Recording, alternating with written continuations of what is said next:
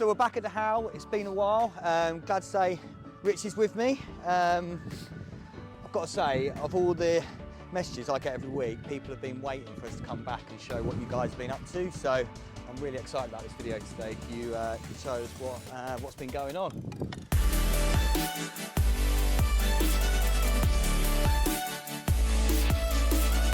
So I suppose the first question is, we last here in September. What's been going on? Loads. Quite simply. You only have to look straight ahead of you, yeah, and you'll see quite a lot of progress is happening. And considering we're finishing at the back end of summer, obviously everyone's hoping that we are going to be this far ahead. As we're walking into this area now, if there's any new viewers, obviously they won't know the areas. Yeah. We called this the West Garden, but it's actually been termed as the Howl Gardens, as it is on this temporary sign there. Yeah. And we've got to our left, John, you've got plot 6, 7, 8, 9, which are the A3, yeah, A2, A2 and A4 house types. I mean, it's amazing to actually now see them in kind of in their real form, because we've always had to use the CGIs, and so a level of kind of imagination, but to kind of see them standing there in terms of how they're looking, it's phenomenal, really, isn't it? Yeah, we're really proud of the finishes. I mean, CGIs are a great tool for a visual aid, yeah, and they're a great thing to start working out palettes and choices of materials and choices of finishes. But in regards to how that comes across when it's installed and, yeah, how it's practically used, there's a challenge in that as well. Actually, the designers never seem to get their head around that. Right. That practically you are up against a lot of things. Look great, practically not great. Yeah. Okay. So you have to overcome these issues on site, and it is a daily challenge, I will say. But hopefully people can appreciate how good the palette looks in its physical form, because it does look lovely. Yeah. The brickwork's fantastic. We're really happy with the brickwork. I was going to say, I'd never really thought about the sort of brickwork. The cladding was always the kind of main thing that stood out when you were looking at the CGIs, but I mean, the brickwork is stunning. No, it's great. It's a new, as we've been sort of pushing and promoting the green ethos, we're using concrete bricks, which are not your standard clay brick. Again, practically they were tough in the winter. You know, we've gone with it. Yes, it's cost a little bit more in time. And how are they different? How is it sort of concrete? Well, because they're made of concrete, they're a lot denser. The mortar mix that we're using is a white cement, and unfortunately, because they're concrete, they don't draw the moisture in from the mortar as quick. So they've only actually, any bricklayer that's listening will know, they can only lay up to 10 courses per day and come back and do it again. So yes, it's cost us a bit of time, but for the overall quality and the finish, they look like a reconditioned brick as opposed to a new brick that's made locally up at Marshall's. So we're really happy with them. Hope Marshall's are too, because it's something that's been unbelievably challenging. So that's the A's. They're obviously more finished in regards to the external and internal finishes, which I'm sure we'll look into slightly in a bit. The B1s, which are plots 10, 11 and 12, which are ahead of us now. This is coming into the end of the cul-de-sac. Again, I think we used a visual aid for these, didn't we? There was nothing there. So I don't even know if there was a footprint, wasn't there? I think on the second video we had, but I think when in September, I think we only had the foundations in. Yeah, I think we would have done. Yeah. So these houses again are very well advanced in regards to structurally. They're about 70-80% of the way there. We've just got some more brickwork to go up. Again, another 10 courses. Yeah. The cladding is yet to be installed. Windows. But you get a general sense of how imposing these properties are when you're looking at 4-metre internal ceiling heights in the bedroom. And that's before we've gone round to the East Garden and show you the C ones that have got another floor on top. Okay. So, And this is a nice feature. What's this? So, well, we've got the listed wall. The heights of the properties, I know you guys might know, but the floor level's got to come up quite substantially for obviously the threshold of the doorway. In exposing all the footings and getting the height for what we did for planning, this listed wall was basically nothing wrong with it. I suppose we've just erred on the side of caution that where we've taken this away, we don't know what the footings were built like in the 19th century. I suppose nowhere near as what we have to do now. Yeah. But we decided that we'd have to put a supporting wall here, which we're going to backfill, but it just becomes a feature for plot 10 that you've got a nice walkway, the modern wall, flower bed, and then the listed wall. Yeah, okay. So yeah, these are the sort of challenges that you get, and you have to adapt and work out a strategy of what to do, because you don't want that listed wall falling in on itself. It'll just be a task and a half in itself.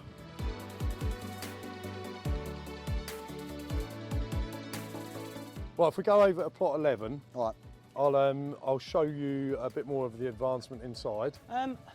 Just on that, I know it is a brick wall, but that's quite unusual. That's lovely. The feature on the entrance. Yeah. Is that on all of them? It's on all of them, but for each house type. Oh, I love that. Sorry, for each individual house, i.e. plot 10, 11 and 12, there's a difference in the brickwork on each entrance lobby. We just thought it was a nice I love that, feature. yeah. So yeah, if I show you plot 11, yeah, and you can look at the difference on plot 11 and on plot 10. Well, after you, John. Thank you. Well, this is the first time we've almost been in one. Yeah, we're starting skimming out plot 11. This wall's not getting done because obviously this is just a temporary staircase. Yeah, okay. Just for the tradesmen to use to get up and down for ease. We can walk you through the rooms, because you probably can't remember what rooms are what. So this is coming into the family room, stroke living room, snug, however you want to term it. Yeah. I'd just call it a lounge, living room, quite simply. I think it's a definite place for coming and just relaxing. Again, you can't really get the sense of the space outside because of the covering over the window, but the windows we've put in are big. For obvious reasons. Lets a lot more light in. Obviously the plaster is dark. It doesn't give you the same aspect as what it would if it was painted white, which it will be. So please forgive the doom and gloom of the look of it. Walking through, which I think is a lovely expansive hallway. We've got this area underneath the stairs which can be either storage cupboards. We had an idea that any buyer could quite easily speak to one of our joinery team and look at maybe having an understairs wine cupboard. I think there's some obvious features with essentially a dead space that can be utilised really well. Talking my language, yeah. But I think again, it's down to the purchaser and what their tastes are. You've got an ample size cloakroom cupboard that's going to have all of the heating cylinder, fuse board, underfloor heating. All of the services are in this cupboard, but you've got ample room for coats and shoes. Downstairs toilet, self-explanatory.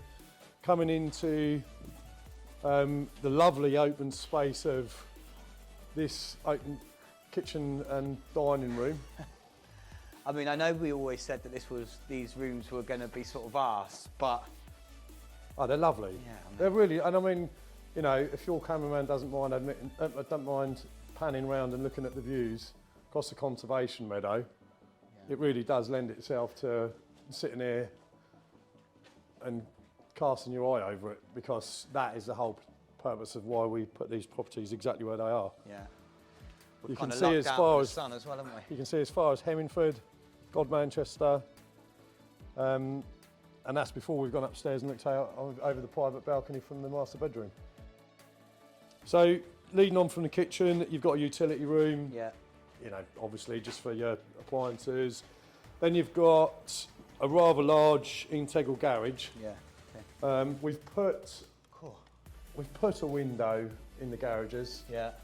On the basis of I think it could lend itself to being utilised as a nice workshop, as well as a car, you know, a room for a car. Yeah. Quite simply, you could get. Well, it's a big space anyway. It's a massive space. You could probably Yeah. get a transit van in here, to be honest. So, coming upstairs, again, another nice expansive hallway, which helps and is aided by the 3 metre high ceiling. I was going to say, have I shrunk or the ceiling's really high? No, obviously the pitch roofs give you. Yeah. I mean, look, to be quite honest, you've got no low ceilings in any of this hallway whatsoever, and we've decided to have up the stairs and where the nice long window is. Yeah. We've decided to put wiring in for an overstairs chandelier type light fitting. Lovely. The rest of them are recessed lights in an L shape, but I just thought it lends itself to having some nice feature light. Yeah, okay. So coming through to what isn't the master bedroom, but certainly looks like one. So it'd be like bedroom 2 then, would it, Rich? This is bedroom 2. Yeah. It's ample in height. I mean, it's got a really good sense of space. You've got a good space here for fitted wardrobes, study area. You know, that's really down to who and whatever preference they want to use. And with the window, is almost the window going to fit the kind of slot that's in there? Oh yeah, absolutely, yeah. Oh, amazing. It's not a window, it's going to be doors. Yeah. Because you've got a balcony outside. Yeah. So if I just lift this up, we're going to have a glass balcony that overlooks the front of the house. Oh, lovely. You can stand. I suppose it's a bit like a Juliet balcony. Yeah. You can get a view of the church spires over the listed buildings, and it goes right over into the town centre of St Ives, directly from this balcony. Leading on from bedroom 2, a nice high ceiling for the ensuite. Yeah.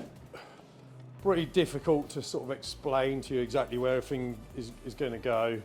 But again, as ensuites go, really good size again. Well, you've got a shower, toilet, sink unit. Yeah. Nice big walk-in shower. I think it will be highly likely this is going to be a wet room. Yeah. Just because of the way that we'd like to have a bit of the glass coming in. You walk around to where you are now to go into the shower. Yeah. Just have a nice tiled floor with a drainage outlet. Yeah. Just to accommodate for that. I think this would be really nice for people because we've all, you know, people have always had to go by the sort of the floor plan and CGIs, actually starting to feel the room sizes in preparation for the next viewing event on the 25th for the final remaining plots. I think being able to, it's all sort of becoming quite real. Well, the thing is, you've got to bear in mind some of these things that I said earlier about your practical issues, the way that steels are in place and where the pipework that's got to be installed. You don't have that on the CGI or the plans, and then when you start installing stuff, there are a few design issues that you have to overcome. But we decided on this area, for example, is to hide all of the gubbins for the toilet, the sinks, etc. Yeah. And then we've got a shelf, but we decided that we'll put a nice big full length mirror up there. Yeah. Okay. And then we can have some cupboards that can hide all of the shower cream, shower gels, shampoos, all of them things alike. Yeah. But then you've got another thing that will just make this room even more expansive. Yeah. Not that it needs it, but they're the things that you have to think about. It's a full-time thought process on overcoming little challenges. Yes, it doesn't seem a lot, but when you've got a bathroom design that was done before any of the houses are built, you have to change and you have to adapt. It's just part of it. It's part of the process. Okay. Nice. So coming through to bedroom 3. This is the smaller of all the bedrooms in these B1 house types. Yeah. Again, it's a nice sized double room. Yeah.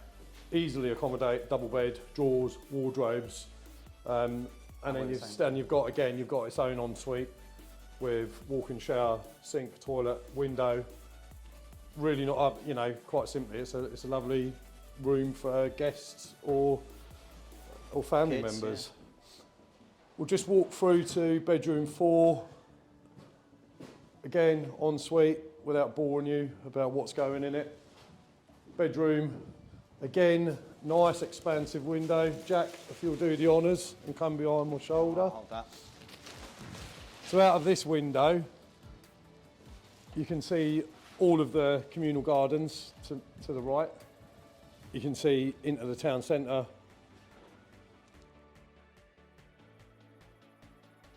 Right, and lastly,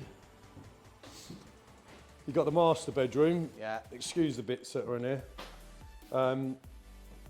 Pretty obvious orientation of where things would be. Yeah. Double bed facing this way. You've got a lovely walk-in wardrobe, which is big. It's generous size. Yeah. It's got its own window.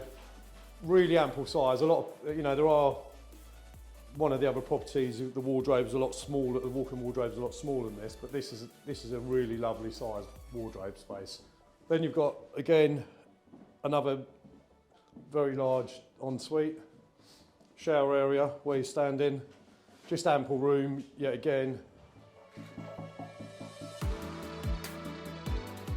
And then if we come out of the master bedroom, come onto the balcony, obviously it's not finished with the glass balustrade, etc.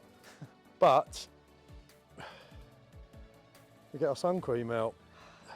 But this is exactly why we designed each of these balconies, and this is why the houses were staggered.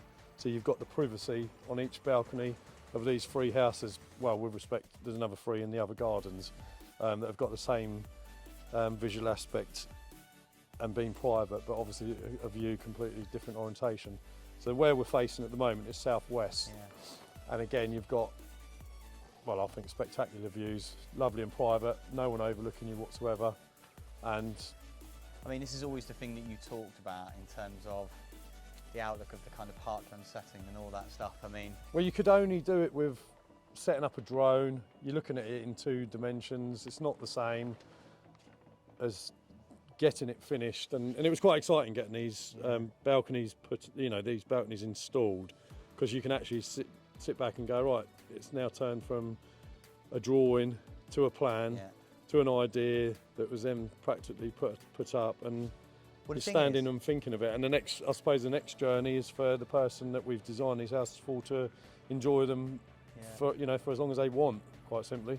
Yeah, I mean, you often see on some houses that, sometimes they have balconies, but they almost feel like token balconies. But you can you can imagine morning coffee, evening wine, just kind of sat out here in summer, the sun's pinging down on us now, and just looking out. Well, you can feel, it's 7 degrees today and it feels absolutely lovely here, doesn't it? So, yeah, no, it is something that we're really proud of. Things like this are the finishing touches that you need to have on houses of this scale, to be honest. And the garden size, I mean, it's always been a bit deceptive, but I mean, that's a really quite large garden as well. Well, you're easily pushing 20 metres to the end of that garden boundary. Just so you've got an indication of what the boundaries are going to be like. We've got a stake railing that will go up 1.5 metres. If anyone knows what a stake railing is, it's similar to the wooden railings in the background, but they're made out of black steel. Right. So they'll be there. So you've got the unsport views, and then in between each plot, there'll be a stake railings again with a privet hedge, just denoting the boundaries. We're not putting up any close board fencing. We don't want people to feel like they are fenced in, excuse the pun. Yeah. But the hedgerows will be ample enough, so you've still got your privacy. Yeah. Okay. But you're not ruining the views.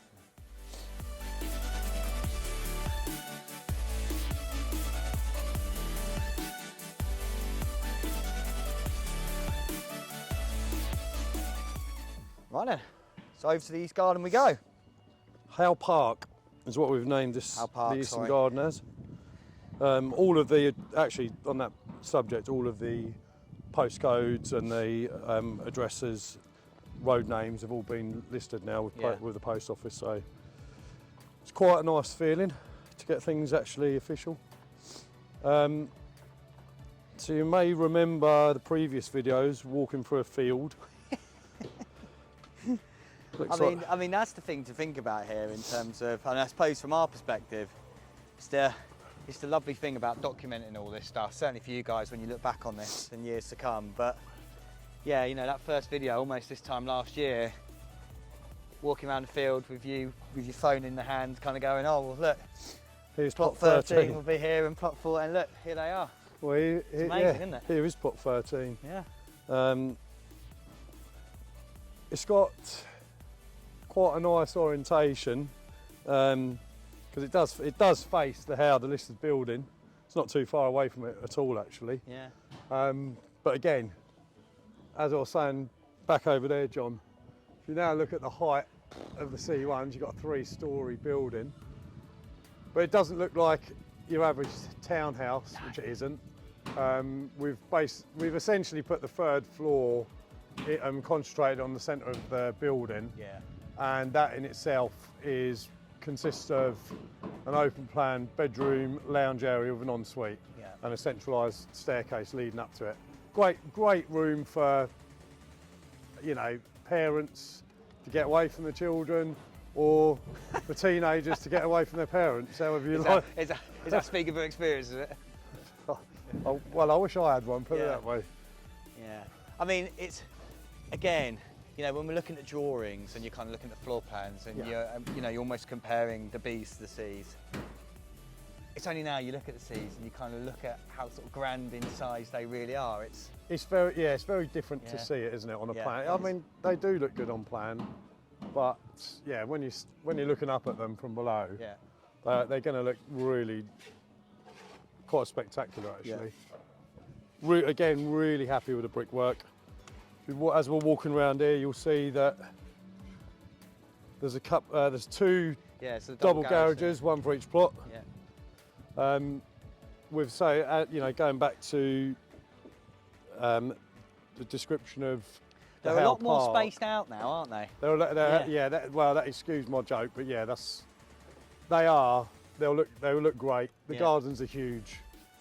You certainly do feel like you are getting your money's worth with the separation from your neighbours and having all of the views actually from up on that 3rd floor, which we'll go up and have a look at in a moment. But you can see for a good 15 miles across the horizon.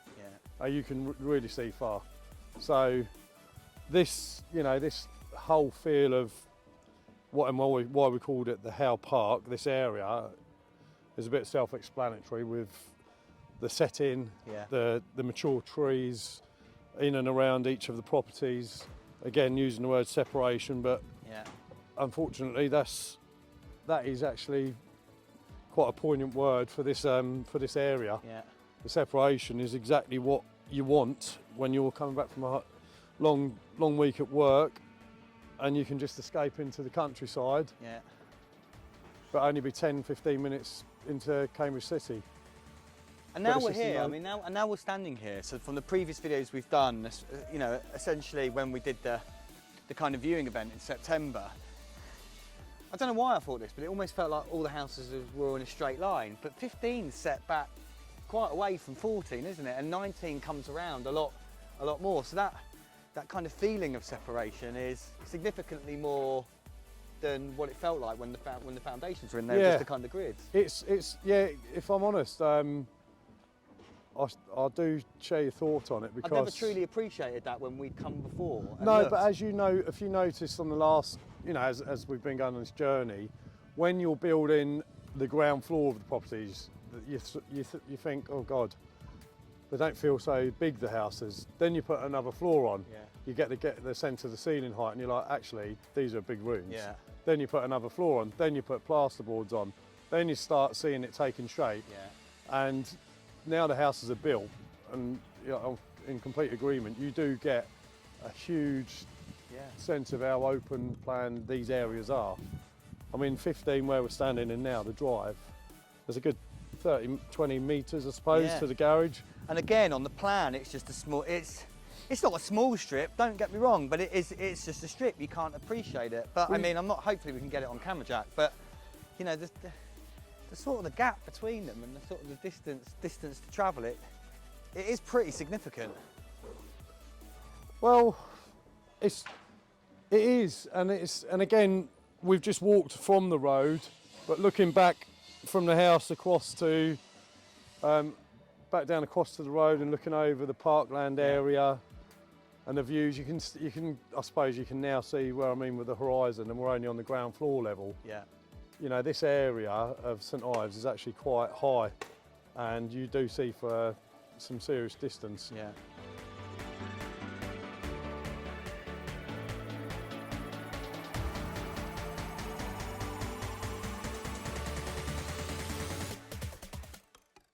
Right, walking into the entrance hall, plot 19. Yeah, 19. They're all the same, the C1s. Yeah.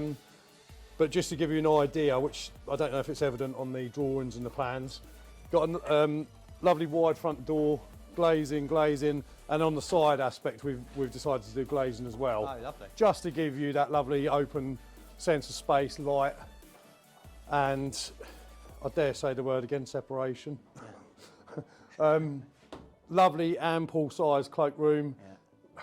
Maybe a bit too big, but to be honest, I'm more than happy with the size of these. You've got a lot of space in here. Because they're and I think with muddy boots and all that stuff, you know, parkland setting, walking down to the thicket, having a boot room. Absolutely. I mean, perfect, you know, it is a small, I dare say a tiny room, but it works. Like, you know, like I was saying, there's all of the rooms are open plan. They're big. There's not ample amounts of storage as you get in, you know, traditional type homes. Yeah. But this is adequate enough for ground floor storage. Coming through into the snug, again, fantastic views across all of the parkland area. Big windows, 2 big windows in fact. Yeah.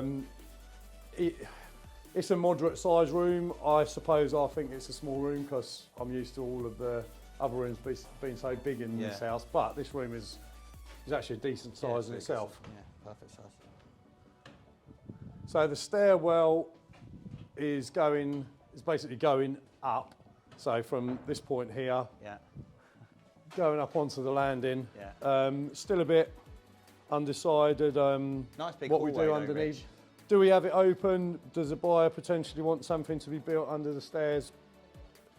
Open, you know, open to debate. Yeah. But it is a nice open area. Yeah. And quite frankly, this house, in regards to the B1, I think if it was open plan underneath the stairs, it lends itself to a console table. It's not, you know, it's just got that look about it as you walk in. If we go into this room here, this is the smaller of the ground floor rooms. This is a study. If you'd like it to be a study or something different, that's your choice. But again, we put nice, big, expansive windows in to take in the breathtaking scenes that you can see. Daffodils are in bloom. If we walk through now, John, into the huge open plan room, the layout's sort of determined by us, to be honest. If I just talk you through, this would be, as per our plan, this is a dining area. Yeah. Ample room for a six or eight person dining suite. Where I'm standing now, there will be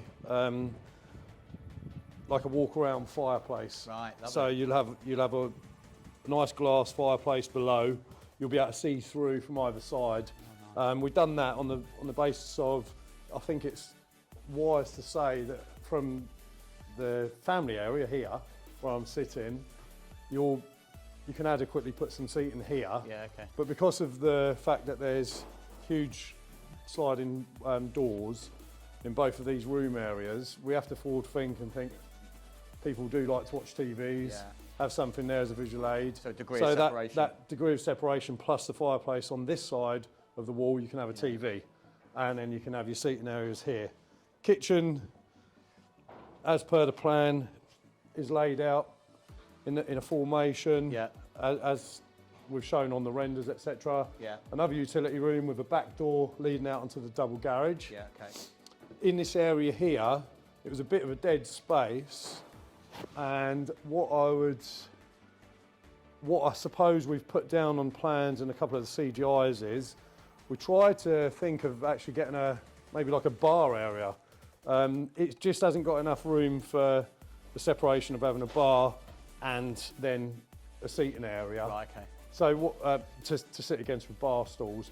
So what we've decided is if we follow the kitchen round, we're going to have like a drink station that you might have seen now a lot on Instagram, Facebook and stuff, where you've got the cupboards and you can slide them in. You've got a drink station and all your bits, but it could be a drinks bar for anyone as well, if you're not too much into your coffee and you're into your wine. But this area here, seating area, like I say, again, nice sized garden, not overlooked. And then you're looking again from the back garden, you're overlooking the town centre from this aspect. So, and again, the garden sizes, I mean, again, in the drawings, it's really hard. I mean, everything we've been doing is trying to visualise this space almost by a mark in the ground. But, you know, they're just... Well, they're just if big I'm honest, spaces, aren't they? This is one of the smaller gardens. Right. But it's big. Yeah. You know, it's all right, it's a triangle shape. Does it really matter? I don't think so. I mean, there's enough room here to do quite a lot. Yeah, there really is. With any landscaping, different designs if people want. Yeah.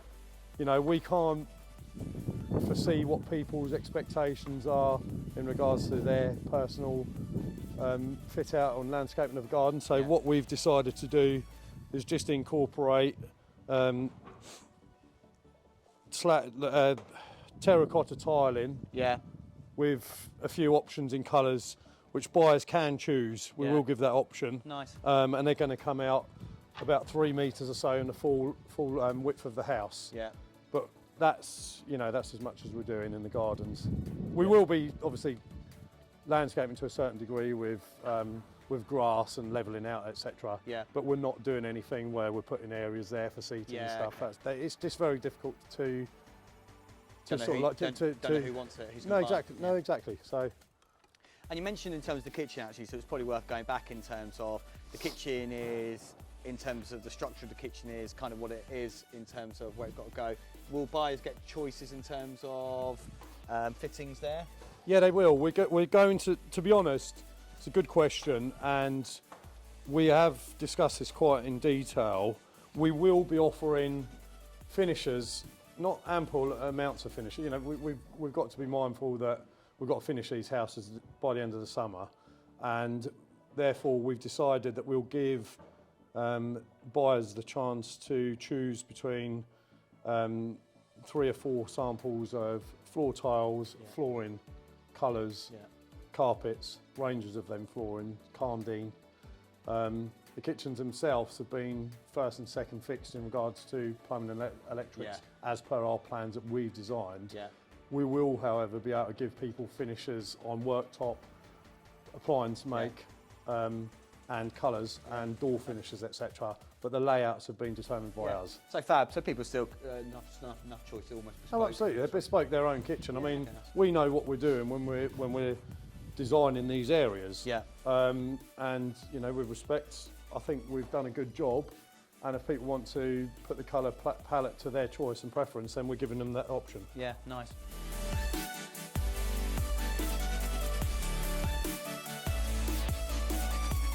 Right, so we're on the first floor, walking into, we'll start in bedroom, now you're testing my memory. 5? Bedroom 4. 4, yeah. Bedroom 4. Top. Again, nice big windows, lovely views. Shame about the scaffolding for the moment, but believe me, there is a lovely view from that window. Yeah. Cupboard, airing cupboards, storage cupboards essentially. Family bathroom. And then we'll continue into the hallway. You've got bedroom 3, which is a lovely sized bedroom actually. Yeah, it is. Nice big long ensuite. Again, all of the, I mean, I'll keep banging on about large windows, nice roof voids, different quirky shapes, but they've been designed like this to let as much light in as possible. Yeah. This orientation I know is southeast. So you're going to get sunlight bursting through this bedroom window, coming round. And the layout of all the C1s is obviously the same, so... Yeah, exactly, they're all the same. Yeah. You've got a master bedroom, ample window sizes again, sunlight coming through. Now, we've done these windows a bit more higher up, just because we know that it's sunlight throughout. Yeah, okay. It just lends itself to being a bit more private, letting enough light in on each east and west orientation of the building. Yeah. You've got another walk-in dressing room, lovely full height window overlooking the grounds. Yeah. Ensuite, nice private window. Obviously it won't be see-through anyway because it's a bathroom. But this again is a really nice master suite. And then bedroom 2, no ensuite, but obviously there's quite an ample size family bathroom. But again, the views from this height are pretty spectacular. I mean, you can see right over the hills there, which I think they're heading over towards Papworth Way, aren't they? If you go that way. Yeah, it is. That's the old A14 is over there. Yeah. On the brow of that hill.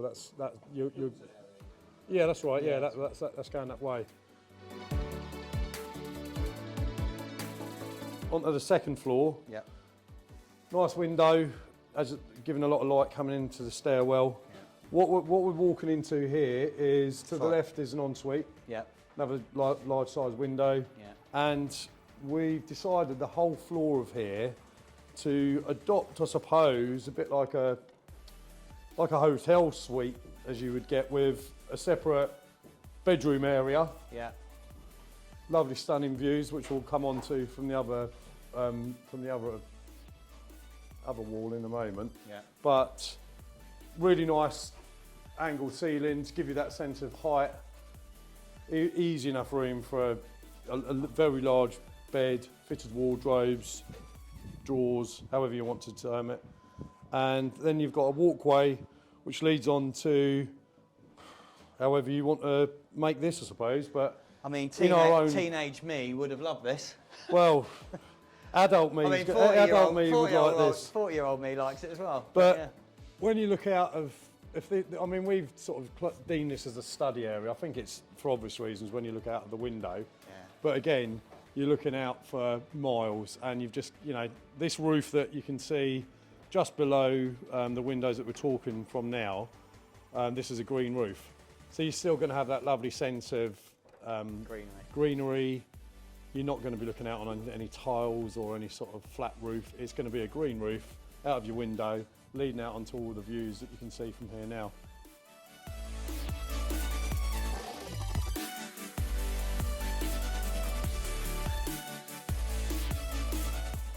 So up the second floor, out of breath. Now you can really take in what the idea of these houses being so tall were all about. I mean, granted, don't get me wrong, the plots 16, 17 and 18 have got balconies overlooking this view, just not at this height. However, it's still a very, very good view from them units.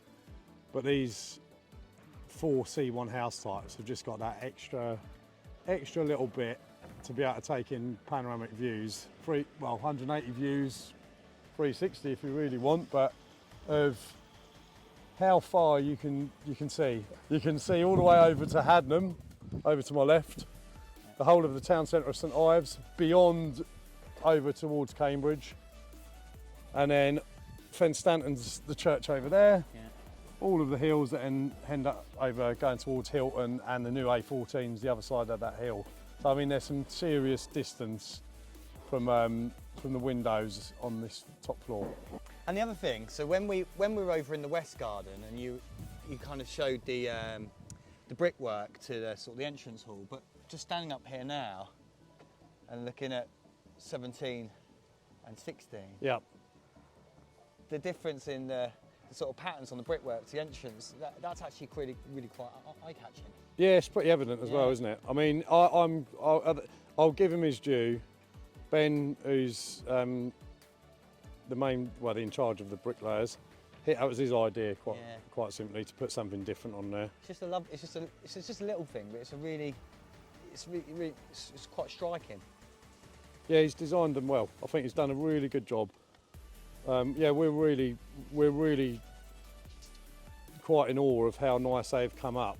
Yeah. Just a small attention to detail has made such a big impact. Yeah, it does.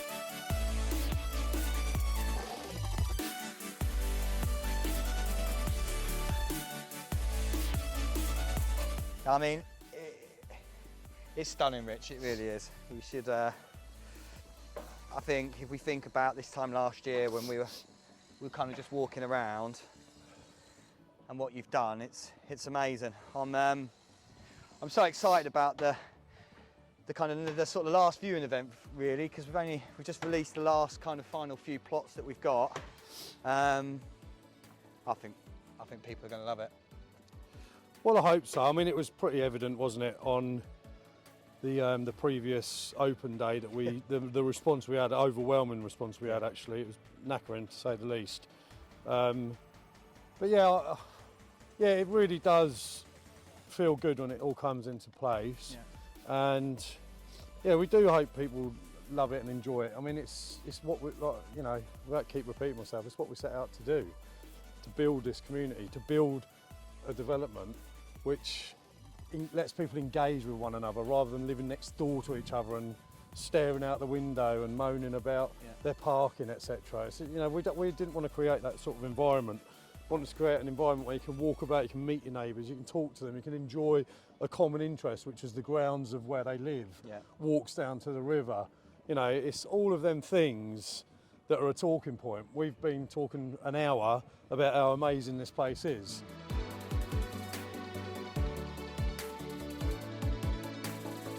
I know sort of last time we were talking, there was stuff happening with the bees and then the kind of walkways down to the thicket. Has there been any more sort of developments with that type of thing that you were looking to do with the community? Yeah, there is actually.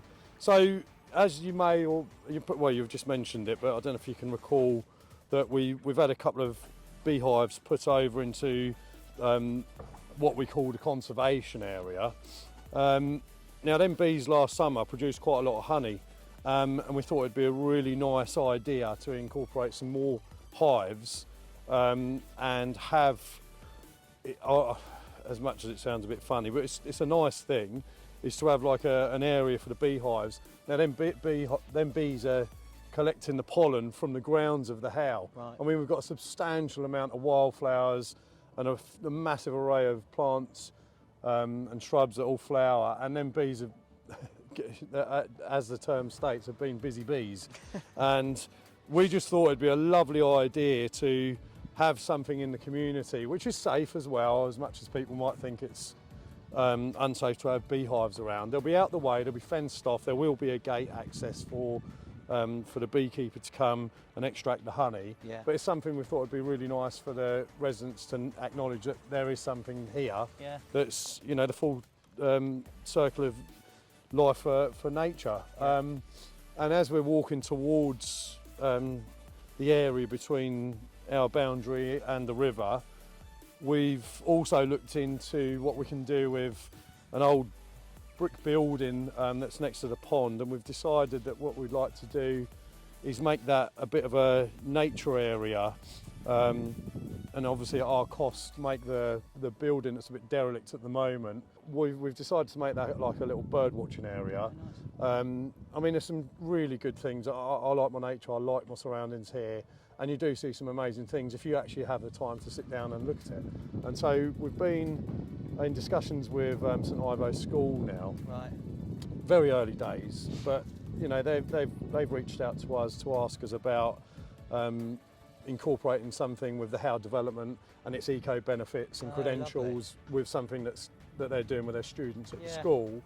And I think all of that's got a nice bit of synergy, and I think we can incorporate everything I've just mentioned about the nature, the bees, and then going back to the buildings themselves. I mean, let's not forget that we're building an eco village in essence, and the houses are supplied with green energy, and all of them things we think are really educational. For educational purposes, is something that we should definitely look into. And why not do it with the school, which is literally a stone's throw behind the development? And then again, it lends itself for the residents, the generations after, their children, they go to the school. All of these things will probably be monitored, how these buildings have been modelled, what the gains and advantages are of building a green home. And in this setting, there's so much that goes with it. I think it will be quite an exciting little venture to do as a sideline of the actual development itself. Yeah, oh, lovely. And my kids go to that school, so Yeah. it's as a father, it's a nice, proud achievement, and hopefully, when they're finished messing around in school, they'll be quite proud of what their dad's achieving as well. I guess it keeps the how in the kind of the town's, almost the centre of the town's history, in terms of it doesn't stop because the houses are being built. There is still things that happen here. Don't get me wrong, the house got its own history. Yeah. We, in 200 years, we may well have created history in doing what we're doing. So anything that we can do that ticks all of the boxes of what we're living in now, in the 21st century, what we're trying to achieve for the rest of our generations and people that are going to be in another 100, 200 years living on planet Earth. If we can be part of that, just that tiny little piece of something in Cambridgeshire that we've dedicated ourselves to doing, then that's fantastic, and why not?